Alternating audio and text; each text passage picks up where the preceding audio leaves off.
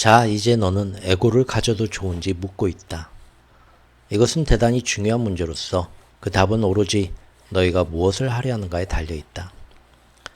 만일 너희가 결국에 가서 유일 실체를 체험하기 위한 도구로서 에고를 쓰는 중이라면 에고를 갖는 건 좋은 일이다. 하지만 그런 실체를 체험하지 못하게 막으려고 에고를 너희가 이용하는 중이라면 에고를 갖는 건 좋지 않다. 그것은 너희가 여기 와서 하려는 말을 못하게 막는 그 정도만큼 좋지 않다. 하지만 너희는 여기 남아서 하려는 말을 언제나 자유롭게 선택할 수 있다. 만일 너희가 자신을 하나의 일부로 체험하지 않는 쪽이 즐겁다면 지금 당장 너희에게는 그런 체험을 갖지 않는 선택이 주어질 것이다. 너희는 분리와 환상과 외로움과 아픔을 충분히 겪고 나서야 비로소 집으로 돌아올 길을 찾아내려 할 것이고 그때서야 비로소 너희는 거기에 있는 나를, 언제나 거기에 있었던 나를 발견할 것이다. 모든 면에서. 질문하라. 그러면 답을 얻으리라. 대답은 바로 내 혀끝에 있다. 덧붙이면 그것은 너희의 혀끝에도 있다. 내가 이런 답들을 나 혼자만 간직하진 않는다. 나는 한 번도 그러지 않았다. 삶의 그 모든 질문에 대한 모든 대답이 그야말로 말 그대로 너희의 혀끝에 있다. 이건 네 말대로 되어지리라를 달리 표현한 것이다. 네가 만약 내 말이 맞는다고 믿는다면 그것은 맞는 것이다. 하지만 네가 그게 틀렸다고 생각한다면 그것은 틀린 것이다. 결국 그것은 어떻게 하든 맞다. 그렇지 않을 때만 빼고. 보다시피 너는 자신의 현실을 네가 믿는 대로 창조하고 있다. 그러니 만약 네가 내가 말하는 걸 믿지 못한다면 너는 그것을 자신의 현실로 체험하지 않을 것이다. 하지만 여기에 순환 논법이 있음을 알아채라. 너희가 자신의 현실을 창조한다는 걸 믿지 않으면 너희는 자신이 창조하지 않은 것으로서 자신의 현실을 체험할 것이고 따라서 그것은 역설적으로 너희가 자신의 현실을 창조함을 동시에 증명해 주는 것이다. 그리고 실제로 그렇다. 너희가 알 수 있는 것보다 더 많은 방식으로 그렇다. 너희가 보는 모든 것이 너희의 반영이기 때문이다. 그러니 삶의 거울이 찌그러진 모습들을 너에게 보여준다며 그것들은 너 자신에 대한 너의 찌그러진 생각들이 그대로 비춰진 것이다. 즉 너의 삶과 너의 인생은 네가 창조한 체험인 것이다. 너희는 너희 자신의 영혼을 알 때 신을 알 수 있으니 너희 자신과 우정을 나눌 때 신과도 우정을 나눌 수 있다. 너희 중에는 이미 너희 자신과 우정을 나누고 있는 사람들도 있지만 그렇지 않은 사람들도 있다. 기껏해야 휴전을 나누는 것에 불과한 사람들도 있고. 강한 에고를 지닌 것이 자신을 전혀 좋아하지 않는다는 뜻은 아니다. 그건 그냥 그들이 좋아하지 않는 자기 일부가 있을 때 에고는 남들더러 자신을 좋아하게 만드는 것으로서 그것을 보상한다는 이야기일 뿐이다. 물론 그들은 자기가 좋아하지 않는 자기 일부를 남에게 보여주지 않는다. 점점 친해져서 도저히 그렇게 하지 않을 수 없을 때까지는. 그리고 마침내 그들이 그렇게 했는데 상대방이 놀라거나 심지어 거부 반응까지 보일 때 이제 그들은 자신의 그 측면을 그동안 싫어했던 게 옳았다고 확신하게 되고 이렇게 해서 또 한 번 전체 순환은 계속된다. 즉 에고가 강화된다. 그것은 대단히 복잡한 과정이다. 그리고 너희는 날마다 그 순환을 따라 움직인다. 자신과 우정을 나누는 것은 다시 말하지만 참된 자신과 자기 아닌 것에 대해 명확해지는 것으로서 가능하다. 너희가 참된 자신을 알고 나면 너희는 자신과 사랑에 빠질 것이고 너희가 자신과 사랑에 빠지고 나면 너희는 나와 사랑에 빠질 것이다. 먼저 너 아닌 것에서부터 시작하자. 왜냐하면 최대의 난제가 여기에 있기 때문이다. 내가 너 아니라고 무엇보다 먼저 말해주고 싶은 것으로 너는 네 과거가 아니고 너는 네 어제가 아니다. 네가 어제 한 일, 네가 어제 한 말, 네가 어제 한 생각은 네가 아니다. 많은 사람들이 네가 네 어제를 너라고 여기기를 원한다. 사실 그중 일부는 너더러 그래야 한다고 주장하기까지 한다. 그들이 이렇게 하는 건 계속해서 그런 식으로 드러나는 네 모습에 그들이 많은 투자를 하고 있기 때문이다. 네가 자신을 계속 그런 식으로 생각하면 우선 그들은 너에 대해 오를 수 있고, 둘째로 그들은 너에게 의지할 수 있다. 남들이 너를 나쁘게 볼 때 그들은 네가 바뀌기를 원하지 않는다. 왜냐하면 그들은 너에 대해 계속 옳기를 바라기 때문이니. 이것은 그들이 너를 대하는 방식을 정당화할 수 있게 해준다. 남들이 너를 좋게 볼 때도 그들은 네가 바뀌기를 원하지 않는다. 왜냐하면 그들은 계속 너에게 의지할 수 있기를 바라기 때문이니. 이것은 그들이 기대하는, 네가 그들을 대하는 방식을 정당화할 수 있게 해준다. 하지만 내가 지금 너에게 권하는 건 그 순간에 살라는 것, 그 순간에 자신을 새롭게 창조하라는 것이다. 이렇게 할 때 너는 자신에 관한 이전 관념들, 그중 상당 부분은 남들이 생각하는 네 모습에 토대를 두고 있는 그런 이전 관념들에서 벗어날 수 있다. 이 말은 너희더러 과거를 잊으라는 뜻이 아니다. 대신 너희의 미래를 바꾸라는 뜻이다. 너희가 할 수 있는 최악의 일이 너희의 과거를 잊는 것이다.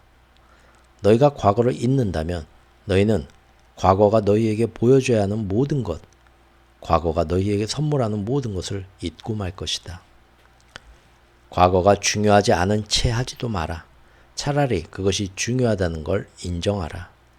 그리고 그것이 중요한 그만큼 다시는 그 특정한 과거 행위들을 되풀이하지 않기로 마음먹음을 인정하라. 하지만 일단 그렇게 하기로 마음먹고 나면 너희의 과거를 놓아버려라.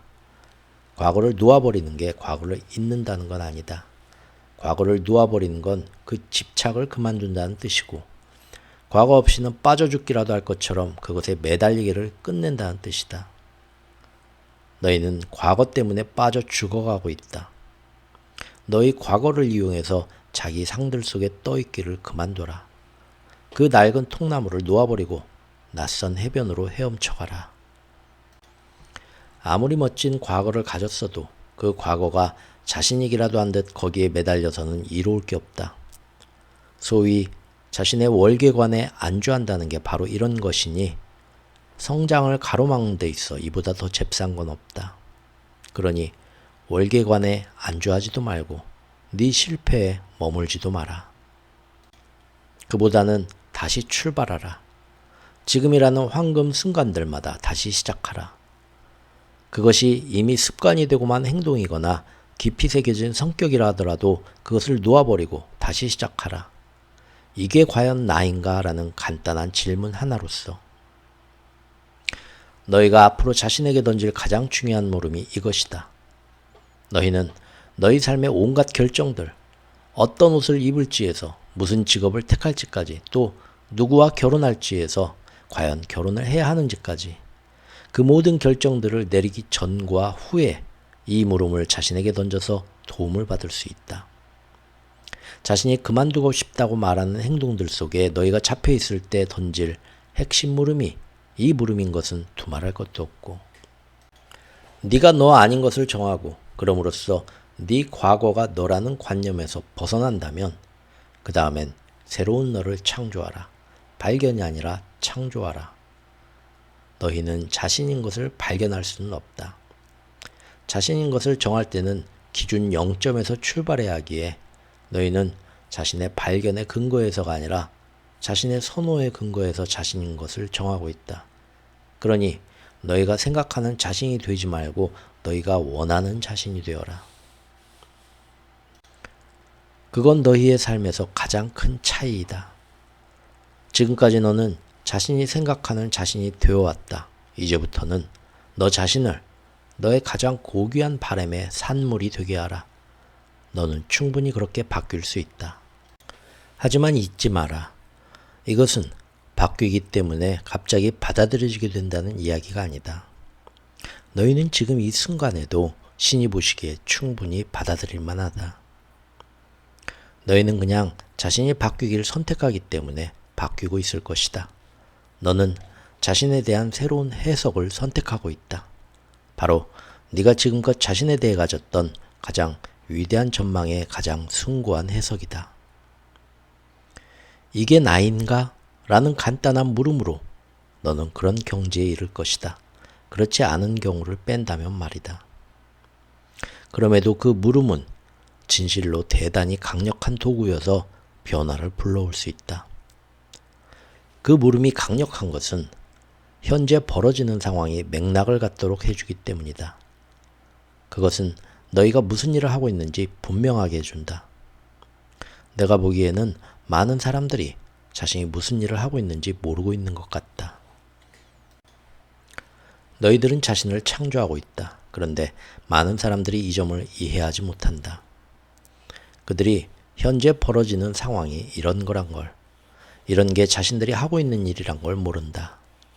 그들은 이것이 실제로는 모든 삶의 목적이란 것을 알지 못한다. 그들은 이 점을 모르기 때문에 결정 하나하나가 다 얼마나 중요하고 얼마나 강력한지 깨닫지 못한다. 너희가 내리는 온갖 결정들, 그 모든 결정들은 무엇을 할지에 대한 결정이 아니다. 그것은 자신이 누구인지에 대한 결정이다. 너희가 이것을 알고 이해할 때 모든 것이 바뀔 것이다. 너희는 새로운 방식으로 삶을 볼 수 있다. 말하자면 그 모든 사건과 경우와 상황들이 너희가 여기 와서 하려던 일을 할 기회로 바뀌는 것이다. 너희는 사명을 띠고 여기 왔다. 그것은 너무나 당연하게 그렇다. 참된 자신을 공표하고 선언하며 참된 자신이 되고 참된 자신을 표현하고 체험하고 실현하는 것이 너희 영혼의 목적이다. 참된 자신이란 건 너희가 자신이라고 말하는 것이면 그 어느 것이나 모두 다이다. 너희가 사는 삶이 너희의 선언이니 너희는 너희가 내리는 선택들로 자신을 규정한다. 모든 행동이 다 자기 규정의 행동이다. 그러니 그렇다. 그 간단한 두 마디 물음이 너희의 삶을 바꿀 수 있다. 너희가 그 물음, 이게 나인가? 를 떠올리기만 하면 그것은 지금 벌어지는 상황을 훨씬 더 큰 새로운 문맥 속에 놓아주기 때문이다. 그것이 결단이 아닌 때는 없다. 너희는 항상 어디서나 결정을 내리고 있다. 너희가 결정을 내리지 않는 때는 없다. 잠자고 있을 때조차 너희는 결정을 내리고 있다.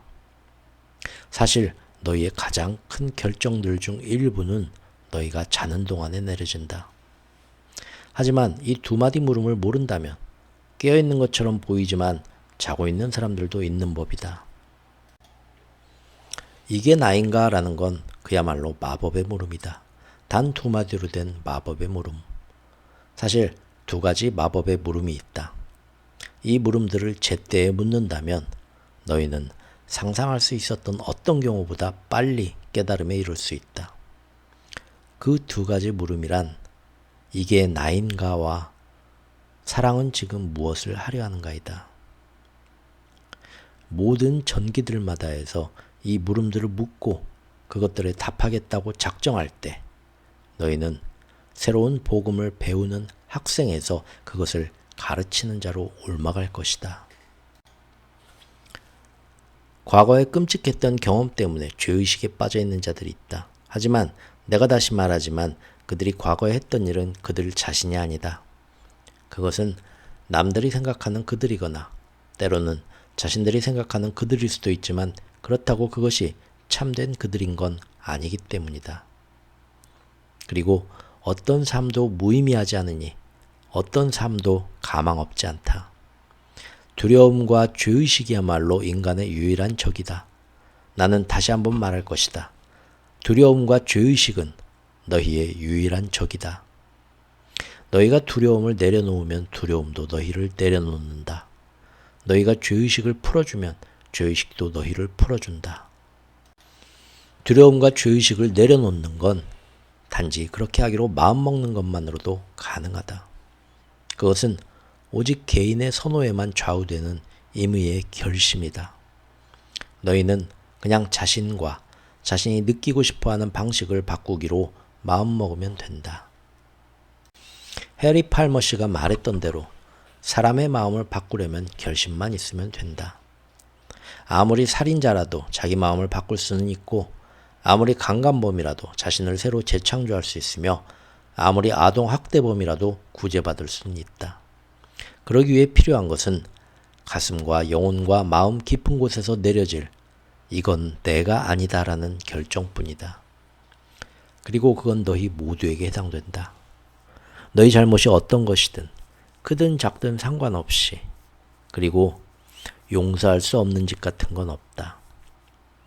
그르침이 너무나 심해서 내가 용서하기를 거부하는 그런 경우라는 건 없다. 너희의 가장 엄격한 종교들조차도 이렇게 가르치지 않느냐? 그 종교들이 그 속죄 방식에 동의하지는 않고 그 길에 동의하지 않을 수는 있지만 방식이 있고 길이 있다는 데는 모든 종교들이 다 동의한다. 속죄의 기회는 너희가 죽음이라고 부르는 순간에 자동으로 너희에게 찾아온다. 너희는 속죄가 바로 그것, 하나됨을 깨닫는 것임을 알게 된다. 그것은 자신과 다른 모든 것들이 하나라는 자각이다. 그것은 자신이 나를 포함하여 만물과 하나라는 이해다. 너희는 육신을 떠나는 죽음 직후에 이것을 체험할 것이고 이것을 기억하게 될 것이다. 모든 영혼은 자신의 하나됨을 대단히 흥미로운 방식으로 체험한다. 그들에게는 자신이 이제 막 완료한 삶의 모든 순간들을 다시 한번 밟아가도록 허용되는데 그때 그들은 자신의 관점에서만이 아니라 그 순간에 영향받은 다른 모든 사람들의 관점에서 그것을 다시 체험하게 된다. 말하자면 그들은 모든 생각을 다시 생각하고 모든 말을 다시 말하며 모든 행동을 다시 행하고 자신이 바로 그 다른 사람이라도 된 것처럼 그것이 다른 사람들에게 미친 영향을 체험하는 것이다. 그리고 사실 그들은 동시에 다른 사람들이기도 하다. 그들은 자신이 바로 그 다른 사람이기도 한 것을 깨닫게 되는 것이다.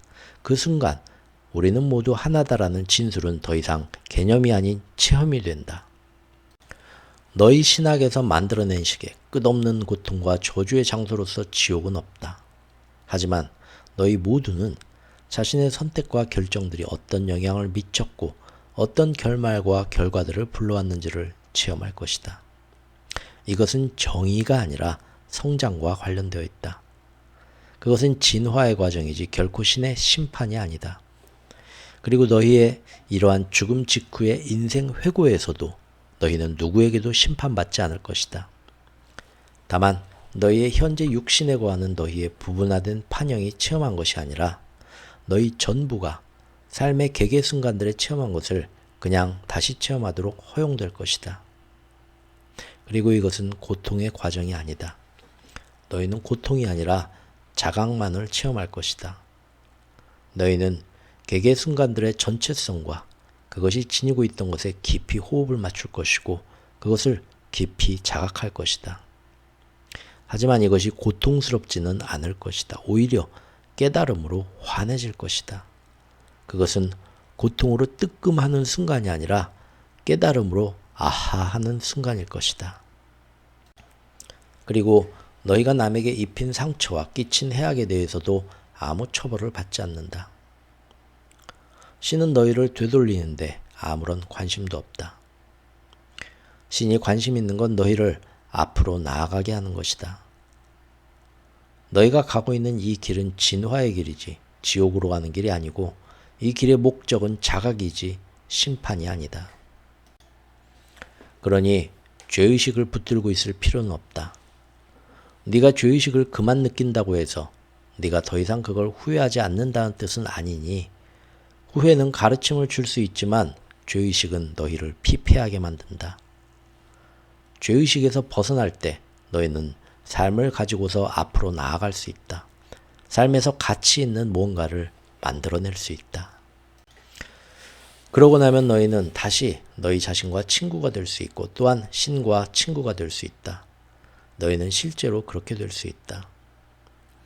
너희가 참된 자신을 알고 마침내 인정할 때 너희는 자신과 다시 친구가 될 것이고 자신과 사랑에 빠질 것이다. 그리고 너희가 자신을 알 때 너희는 나를 알게 될 것이다. 두려움과 죄의식을 내려놓아라. 이것이 신과 참된 우정을 나누는 첫 번째 단계이다.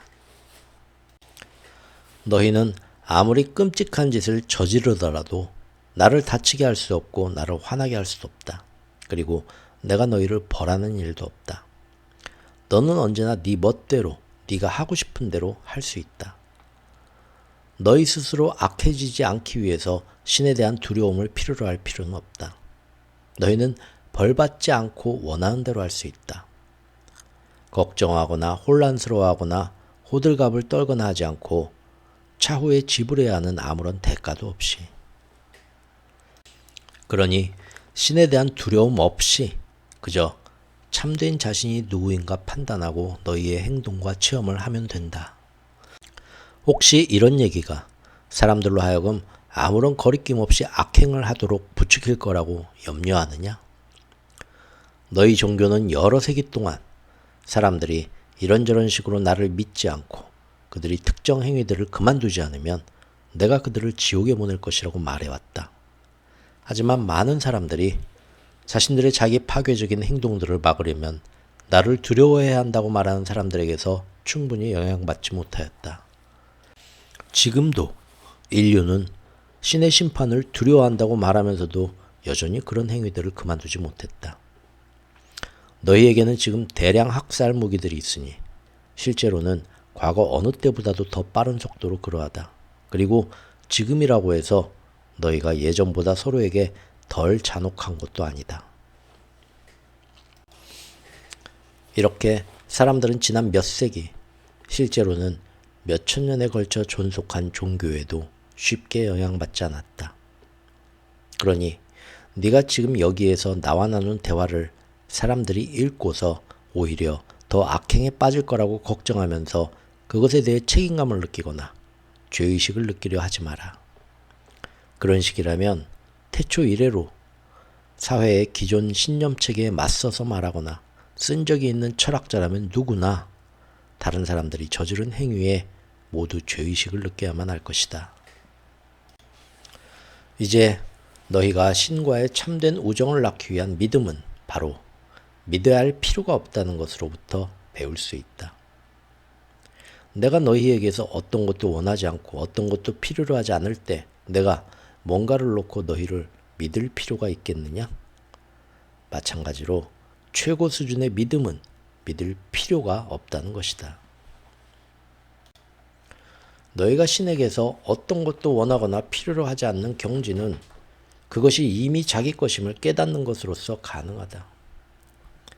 너희가 필요로 하는 그 모든 것이 이미 너희 것임을 깨닫는 것으로, 그리고 너희가 청하기도 전에 내가 답하리라는 걸 깨닫는 것으로. 그러니 청함은 불필요하다. 자신이 이미 갖고 있는 걸 청할 필요는 없다. 너희가 그것을 이미 갖고 있는데도 굳이 그것이 필요하다고 생각하게 되는 것은 자신이 그것을 갖고 있음을 너희가 모르기 때문이다. 그것은 인식의 문제이다. 네가 뭔가가 필요하다고 인식하면 너는 그것을 필요로 한다고 생각할 것이고 너는 그것을 필요로 하게 되는 체험을 한다. 하지만 신이 너의 모든 필요를 채워주리라 여긴다면 뭔가가 필요하다고 생각하지도 않을 것이다. 믿음이 그토록 큰 힘을 갖는 이유가 그것이다. 만일 너희의 모든 필요가 항상 채워지리라고 믿는다면 원리상 너희는 어떤 필요도 갖지 않을 것이다. 그리고 당연히 이것이 진리이니 그것은 너희의 체험이 되고 따라서 너의 믿음은 정당화될 것이다. 너희는 그냥 자신의 인식을 바꾸기만 하면 된다. 모든 것이 충분히 있다. 참된 성각자는 기대의 공간 밖에서 산다. 그는 드러나는 것 이상으로 어떤 것도 기대하지 않고 어떤 것도 바라지 않는다. 다른 식으로 표현하면 믿음이 알무로 되는 것이다. 어떤 것과 관련해서든 자각에는 희망, 믿음, 알미라는 세 단계가 있다. 너희가 뭔가에 대해 희망을 가질 때 너희는 그것이 사실이거나 일어나기를 바란다. 하지만 너희는 그 말의 어떤 의미에서도 전혀 확신하진 못한다. 너희가 무언가에 대해 믿음을 가질 때 너희는 그것이 사실이거나 일어나리라고 생각한다. 너희는 확신하지 못하면서도 자신이 확신한다고 여긴다. 그리고 그 믿음에 반대되는 요소가 너희 현실에 나타나지 않는 한 너희는 계속해서 그렇게 생각한다. 하지만 너희가 무언가에 대해 알을 가질 때 너희는 그것이 사실이거나 일어나리라고 확신한다. 너희는 그 말의 모든 의미에서 확신하고 있다. 그리하여 설령 그 알에 반대되는 요소가 너희의 현실에 나타난다 해도 너희는 계속해서 확신한다. 너희는 있는 그대로를 알기에 겉모습으로 판단하지 않는다. 이것이 바로 신을 믿을 필요가 없다는 걸 아는 것으로서 신을 믿는 걸 배울 수 있다는 뜻이다. 이제 너는 완벽한 일이 벌어지리란 알매 이르렀다. 특정한 일이 벌어지리라는 것이 아니라 완벽한 일이 벌어지리란 것이고 너희가 좋아하는 일이 아니라 완벽한 일이 벌어지리란 것이다. 너희가 깨달음으로 나아갈수록 이 둘은 하나가 된다. 어떤 일이 일어나면 너희는 일어나고 있는 바로 그 일을 좋아하게 된다. 그 사건을 완벽하게 해주는 것이 바로 일어나는 일. 그 일이 어떤 것이든 일어나는 일에 대한 너희의 선호다. 놔두어라. 신이 알아서 하도록.